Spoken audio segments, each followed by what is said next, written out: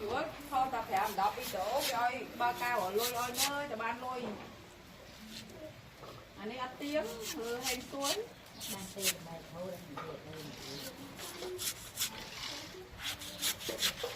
lên cái đồ đây lừa này cô này không phải Rồi.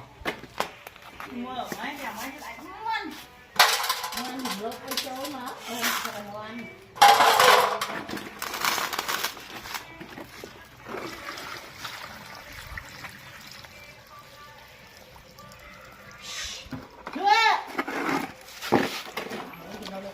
không bánh bánh rồi không khui não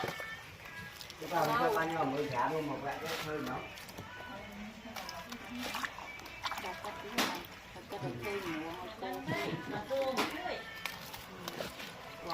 thấy lên cái chai mà mơ mình không bánh không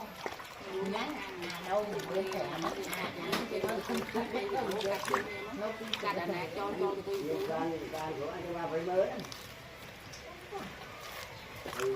đi đây được thật khỏe được khỏe cái đó tôi đang à thôi đây kia mấy anh mà ai muốn buồn ra mấy bên này ra làm bộ đi trong vậy thì đang đi ăn chưa ăn ở camera